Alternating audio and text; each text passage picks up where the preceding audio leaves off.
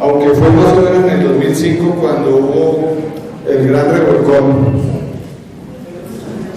que la hizo también moverse mucho con sus consultas, con su vida, con las relaciones que ella tenía en todo sentido.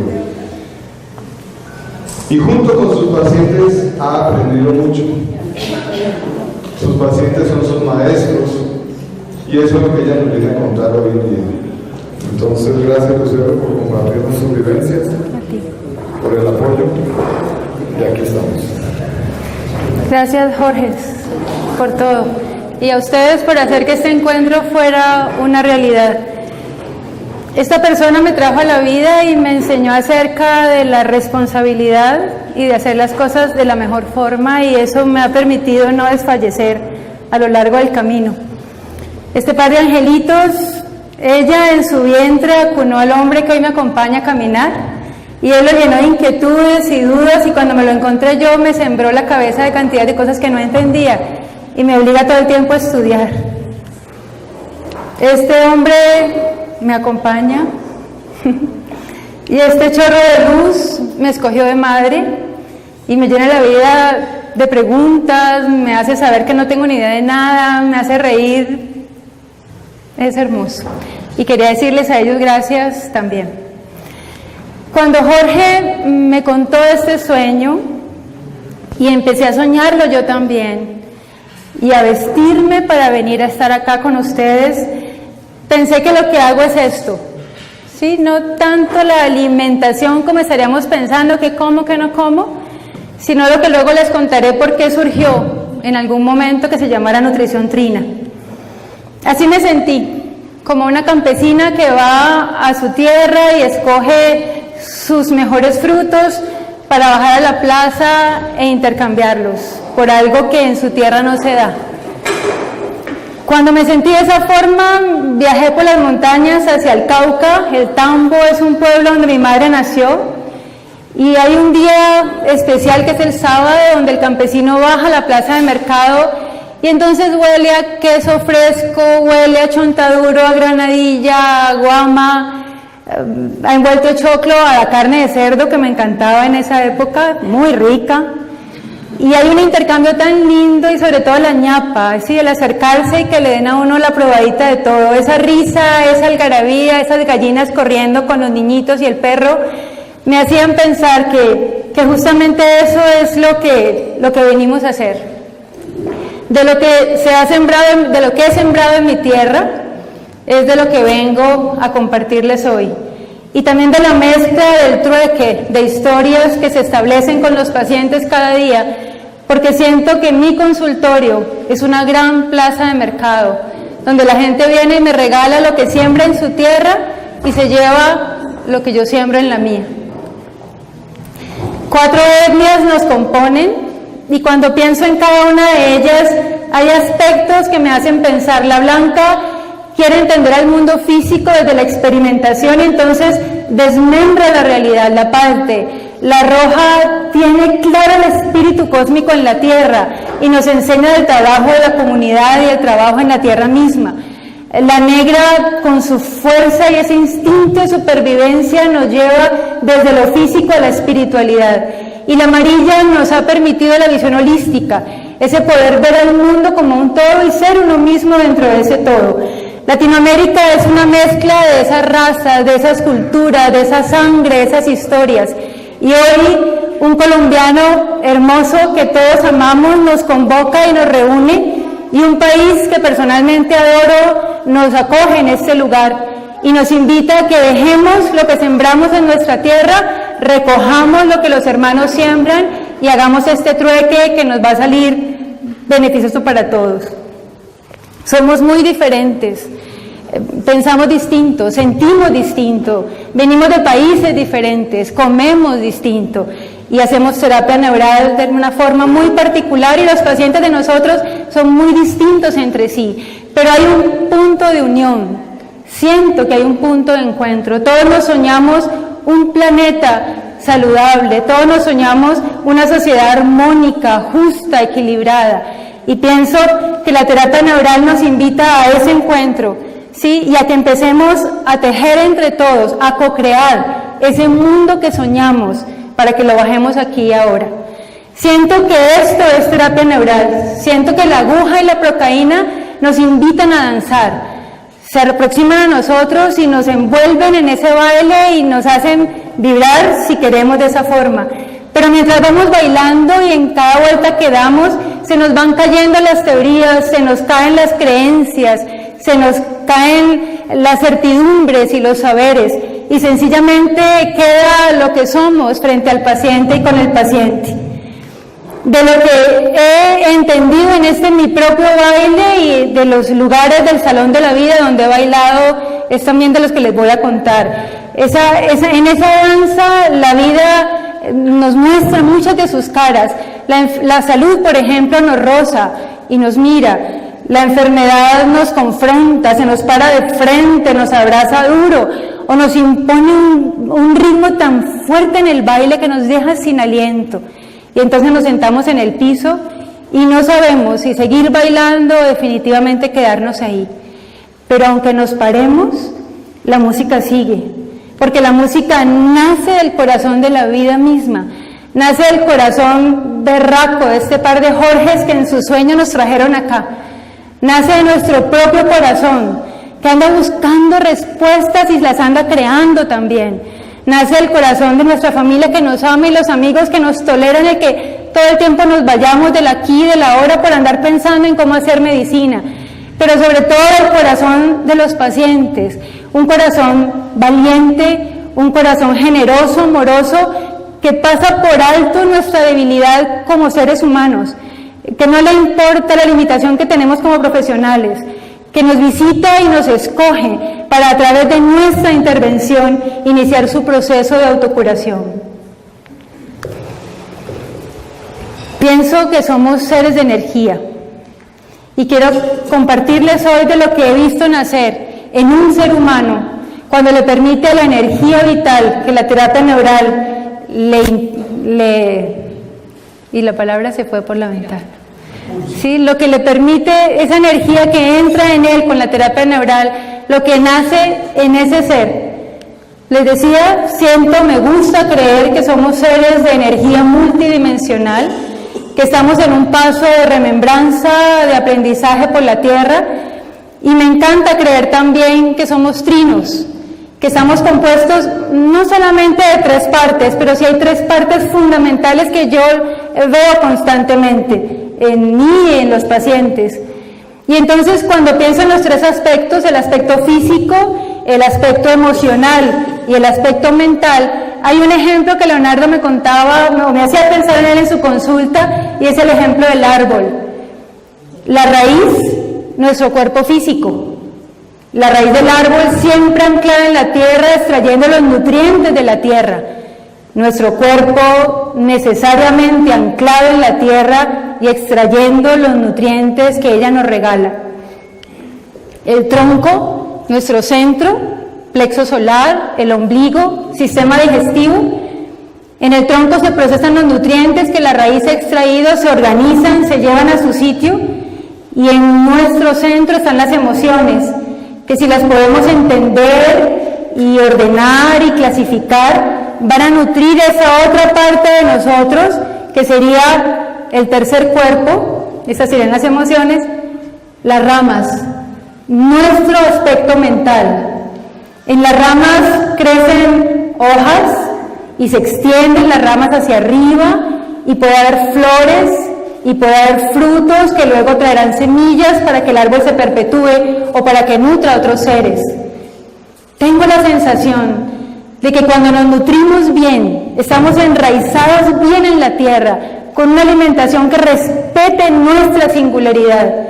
Cuando entendemos, o al menos intentamos entender este mundo emocional y le damos orden desde el entendimiento, desde el autoconocimiento, entonces nutrimos las ramas. Y esas ramas son los pensamientos cotidianos, pensamientos comunes como las hojas, pero que organizados podrían ser flores, pensamientos que nos permitan apertura mental para escuchar al otro en su diferencia, para no cerrarnos ante el concepto del otro. ¿Y por qué no frutos? Ideas, ya no solo pensamientos, una unión de pensamientos coherentes que formen una idea que cambien la historia, como sucedió con la terapia neural, como la idea que tuvo Payán y hoy hace que estemos reunidos. Eso pienso que es parte de la nutrición trina. Por eso me gusta llamarle a esto así, un árbol saludable, un árbol con frutos, los frutos de la mente o de la parte espiritual.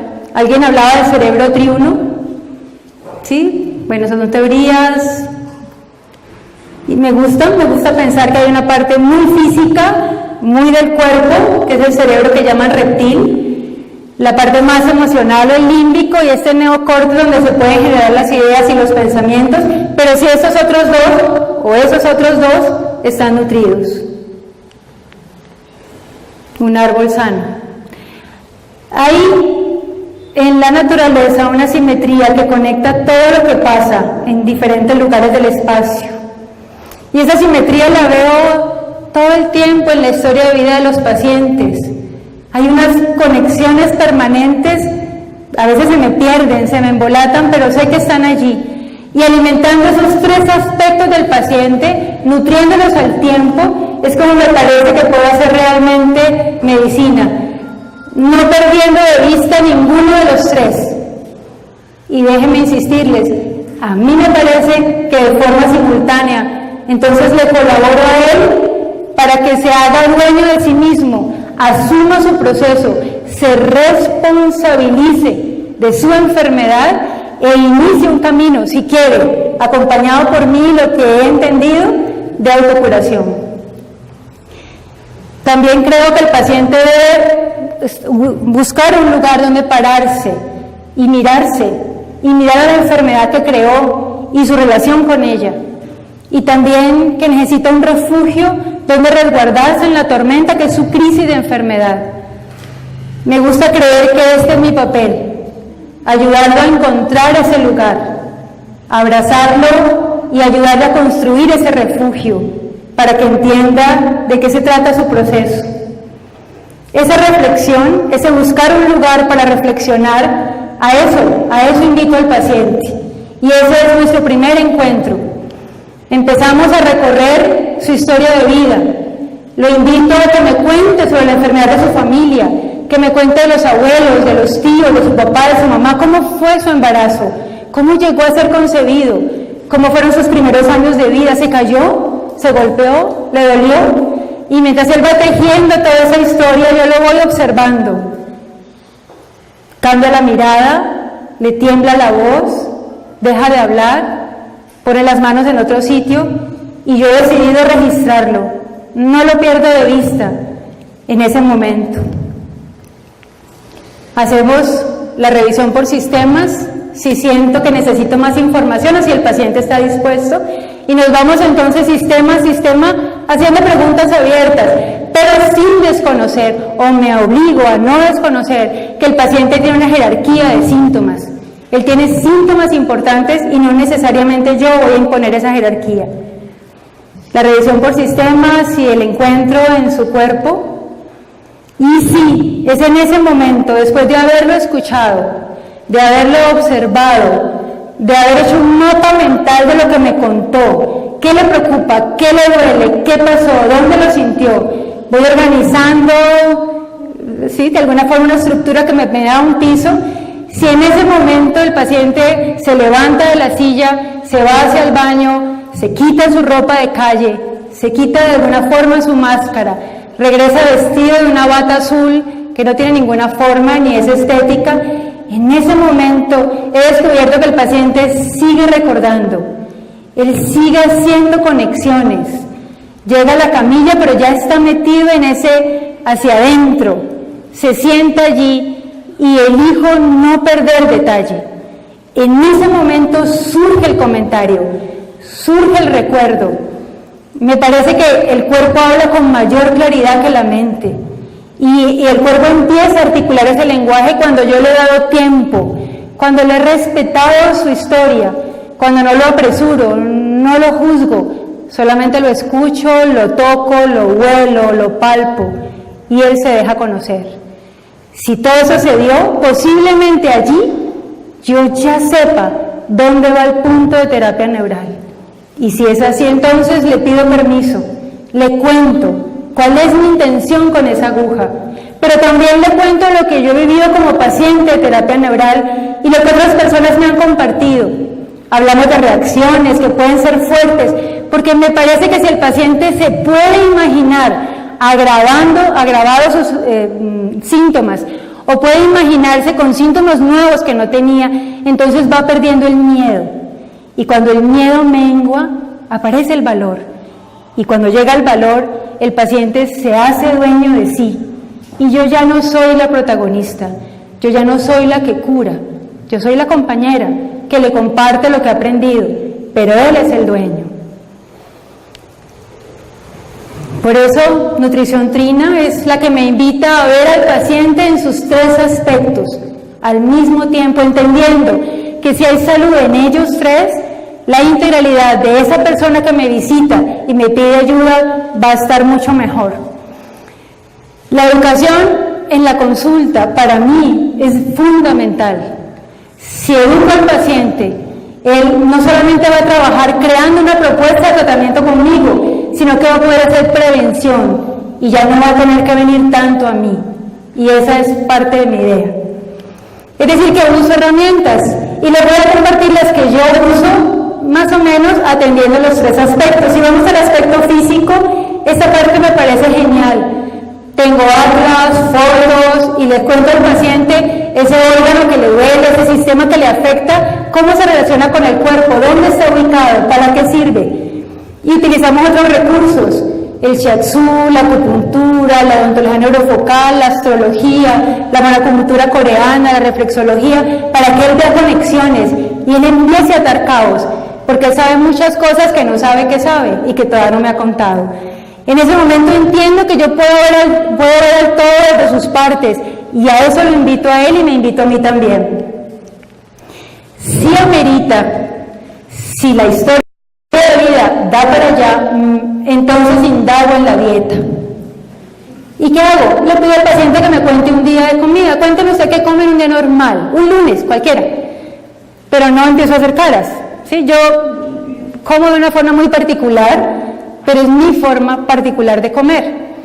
El paciente empieza a contarme y entonces le pido que me vaya contando qué le gusta, qué no le gusta, qué le cae mal, cuándo le cae mal, y que vaya buscando las conexiones, sin juzgar su alimentación.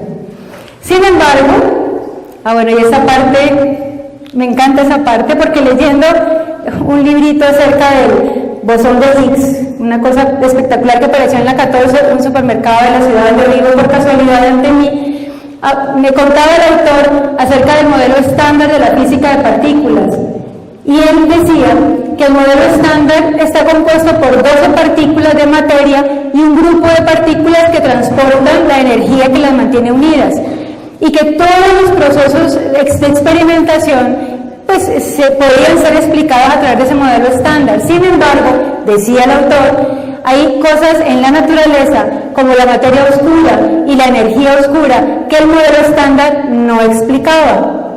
Cuando leí esa parte, pensé, entonces yo no me puedo quedar trabada en teorías, en creencias, en verdades, porque hay muchas cosas que inclusive personas como ellos pues no han podido explicar. Y cuando lo pienso de esa forma, entonces caigo en cuenta que puedo estar alerta al punto de vista del otro, y en este caso el otro es el paciente, en lo que cree el paciente, lo que a él le hace bien, lo que a él le hace mal, no lo que yo opino de una forma o de otra. Y esta parte de la mecánica cuántica, que también lo encontraba en ese libro, me hacía pensar, y algunos compañeros lo trajeron a colación con mucho más dominio de ese tema, que no es definitivamente el mío, pero me parece tan preciosa. El mundo tal y como se nos muestra cuando lo observamos es muy distinto de cómo es en realidad, y todos sabemos que en la consulta el paciente está siendo observado. Yo lo estoy mirando, trato de no juzgarlo, pero lo observo y seguramente lo juzgo. Sobre todo él se está observando a sí mismo. Es decir, que yo no puedo estar completamente segura de lo que estoy viendo. y tampoco puedo estar completamente segura de lo que estoy pensando. Y entonces me obligo a recordarme eso cuando estoy allí sentada frente a él. Me encanta la parte vegetal, me parece que un alimento entre más parecido a como la tierra lo parió, es el que más energía nos da. Invito al paciente a que incluya en su dieta más verdura cruda, me encantan los jugos de verduras, los zumos de frutas, conservando su fibra, los granos integrales, y si el paciente tiene tolerancia y gusto por esa forma de comer, pues lo invito a que recorra esos caminos. Pero hay personas que definitivamente no lo toleran, no toleran un alimento crudo, las verduras les sientan fatal, la fruta les hace mucho daño y los cereales los pone muy mal. Entonces, y esta parte todavía no, todo eso me ha hecho dudar muchísimo de la dieta. Creía en la dieta hace unos años, ya no. ¿Por qué un paciente se engorda berracamente con avena y otro pierde peso con ella? ¿Por qué la quinoa hace engordar a ciertas personas y a otras les hace perder peso o estar bien? Porque un paciente come un alimento X cuando está en su día laboral y le siente muy mal, y en vacaciones puede comer eso y mucho más y no siente nada. Porque hay pacientes que pueden tomar jugos de verduras, los que me encantan a mí, y otros pacientes no los toleran. En ese momento me detengo a pensar que yo no soy quien para pararme a decir qué comer y qué hacer. Y que más bien escucho para que el paciente encuentre su propia forma de comer en su momento vital, porque eso cambia. Otra herramienta que adoro, y les voy a contar por qué. Desde mi infancia tuve un estreñimiento violento. Pienso que eso me hizo estudiar medicina. Y la Facultad de Medicina, la que adoro, la Universidad del Cauca, me regaló muchísimas cosas, pero no me pudo ayudar mucho con el estreñimiento porque ni siquiera existía para la academia en ese momento el concepto. Pero yo sí fui descubriendo que una cosa era lucero, cuando evacuaba el intestino de forma completa y diaria, y otra cosa, otro ser, era lucero cuando no evacuaba. El hombre que amo me mostró acerca del enema de café hace 24 años y me tentó. Me dejé tentar por él, empecé a hacerlos, primero en mí, luego los pacientes valientes. El caso es que hoy, para mí, el enema de café es una herramienta fundamental. La neurofisiología hoy se está encontrando con el sistema nervioso entérico, y de la mano de Michael Gerson, el autor de Segundo Cerebro, un neurobiólogo de la Universidad de Columbia, empezamos a acercarnos como medicina a esa posibilidad de entender esta zona de nuestro sistema digestivo como algo bien importante. Él dice en este libro que nuestro sistema digestivo está tapizado por más de 100 millones de células nerviosas, casi tantas, dice él, como las que hay en la médula espinal. Ese sistema nervioso entérico no solo maneja la función digestiva, que ya de por sí es compleja, sino que genera sustancias como las benzodiazepinas, los opiáceos que nos ayudan con el dolor, la dopamina y la serotonina. Cantidades de funciones se están manejando desde la zona del sistema nervioso entérico, pero como trabaja en silencio, como trabaja a escondidas, la medicina no lo ha visto como potencialmente generador de enfermedad, y yo pensaba, y tampoco como posibilidad terapéutica. Pensando entonces en él, en ese sistema nervioso entérico y en lo que podemos llamar segundo cerebro, me encanta también convocar a esos microorganismos antiguos, sauros, milenarios y supremamente amorosos, la flora intestinal, por no hablar de la flora corporal. Entonces el probiótico se ha convertido en una de las herramientas básicas en mi andar, pero invito al paciente a que se reconcilie con la bacteria, que la vea hermana y amiga, ¿sí? Y que se entienda como parte de un ecosistema que sabe y se mueve en la simbiosis para sobrevivir. Voy a hacerles un corto trueque de historias porque me parece bonito, teniendo en cuenta que la otra herramienta que uso en la consulta es el síntoma en sí. Tengo la sensación, a ese momento de mi vida, que si permitimos que el síntoma físico cumpla su proceso, entonces el ser empieza a entender cosas de sí mismo. Una pacientica, no traje fotos de ellos, no voy a decirles nombres, no lo sentí así. Alguna vez me comentó, después de una terapia neural que hicimos juntas, llega a su casa 3 días después y inicia un espasmo de trapecio derecho. Ella lo describe agonizante. Era un dolor tan fuerte, doctora, que yo no podía pensar. Sin embargo, sus palabras me resonaban: dejar ser, dejar hacer, dejar ser. Tentada tomarme el antiespasmódico, el analgésico, decidí acostarme y sentir mi dolor. 3 horas de dolor, lo dice ella. Y cuando ella empezó a verse en su relación de pareja y empezó a caer en cuenta que había adoptado una posición violenta con su pareja, agresiva en sus gestos y en sus miradas, y empezó a entender desde dónde venía esa postura, me compartía que el dolor empezó a bajar, hasta desaparecer, solita, en su cama. Y ahora, lo decía ella después, cuando tiene esa actitud agresiva con él, el dolor vuelve a contraerse y ella recuerda que puede tener otra postura. Ese fue un regalo de ella. Después de la terapia neural, otra paciente, también mujer, tuvo un dolor a nivel de T10 y lo describía de esa forma también. No me dejaba respirar, me partía en 2. Toma la decisión también de dejarlo ser, de dejar hacer, no toma nada, y en ese vivir el dolor empieza a verse en la relación con la novia de su padre, novia por la que su mamá ya no está con su padre, y toda la rabia que movía. Cuando el dolor hace su cúspide, como el carro de la montaña rusa, les digo yo, él va a llegar a una cúspide, pero allí no se va a quedar, empieza a descender. Ella empezó a entender esa postura. Y hoy no les digo que las cosas se sanaron por completo, no, pero tiene una mirada más amable al respecto. Una familia, tampoco son fotos de ellos. Su mamá y 2 niños, 3 y 4 años, su papá se va, está en otra pareja, tiene otro niño, y la familia entra en un duelo muy duro. Todos empiezan a hacer diversas lesiones de piel, eczemas, abones, flictenas, ampollas. Era una cosa de locos, me mandaban fotos todos los días. Pero ella me dice, no quiero, me dicen en el jardín infantil de los niños que tengo que darle tratamiento antibiótico, que yo tengo que tomarlo. No quiero, doctora. Quiero entender esto para qué es. Quiero sanar a mis hijos y a mí. Y me invita a mí, con muchísimo susto, a no usar ningún tipo de medicamento químico. Vivieron 25 días, pero ella estaba fuerte, terapia donde había que poner terapia, apoyos, como hablaba Natalia, creo que te llama la esposa de Andrés, enemas, dietas, en fin, lo que hubo que hacer.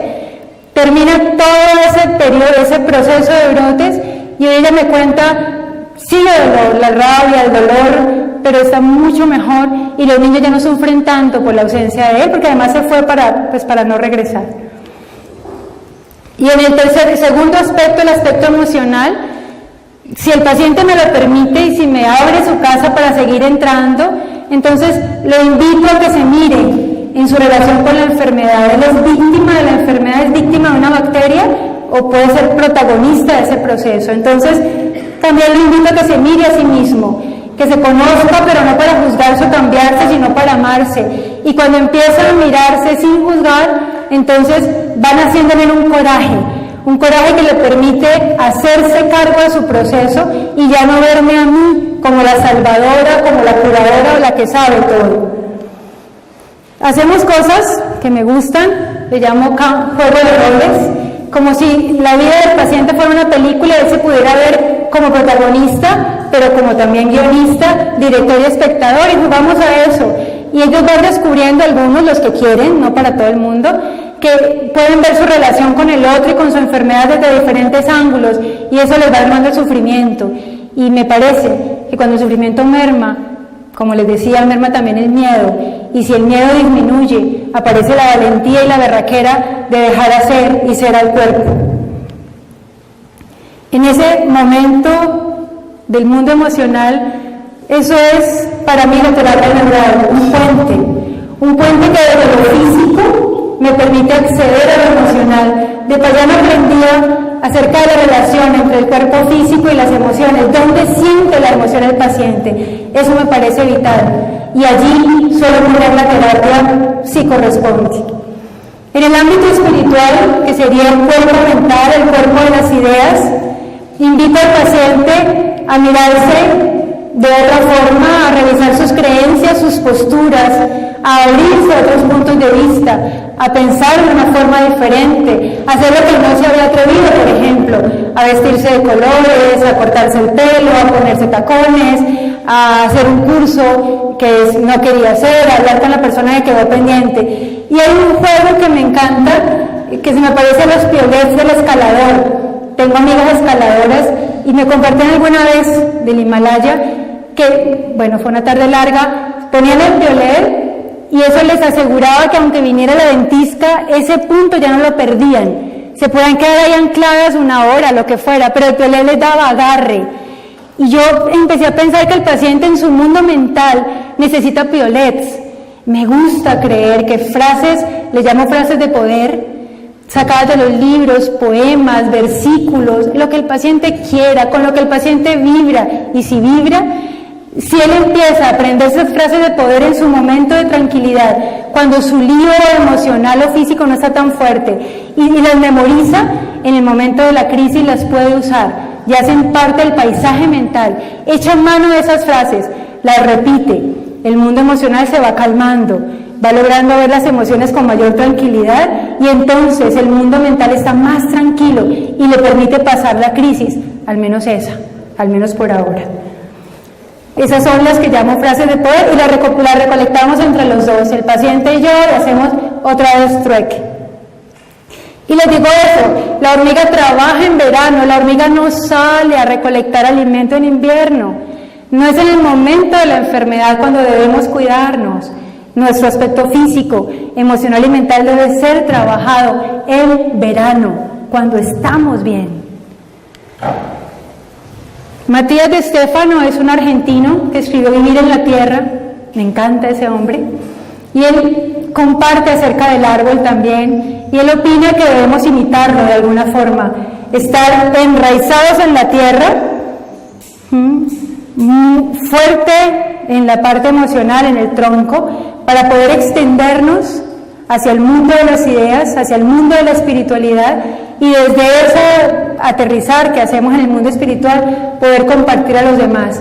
Él habla de trabajar la individualidad, fortalecerme en lo que creo, fortalecerme en lo que soy, no cerrándome, con apertura mental al concepto del otro, al punto de vista del otro, y algo que me parece precioso, él le llama al acto de la respiración comer luz, llenar nuestro centro emocional de la luz del sol para que las emociones tengan un mejor estar.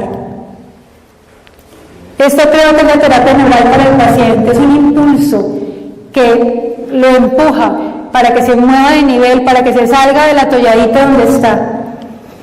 Me gusta creer que ya invita al paciente, le pide que venga y por qué no se vuelva en protagonista de su propia vida, ya no el médico, ya no la terapia, ya no el medicamento, él en su sufrimiento, en su enfermedad, permitiendo que las cosas sean como deben ser. Y entonces me acerco a ese paciente sin un guión, no pienso en qué punto servirá o qué punto no. Si lo logro, entonces mi objetivo se vuelve no tener objetivo cuando me acerco al paciente. Viajo en su historia de vida y en ese viaje y en ese baile me invito y le invito a él o a ella a ser y sobre todo a dejar hacer a su cuerpo para poder entender. Eso es lo que llamo nutrición trina y les agradezco mucho.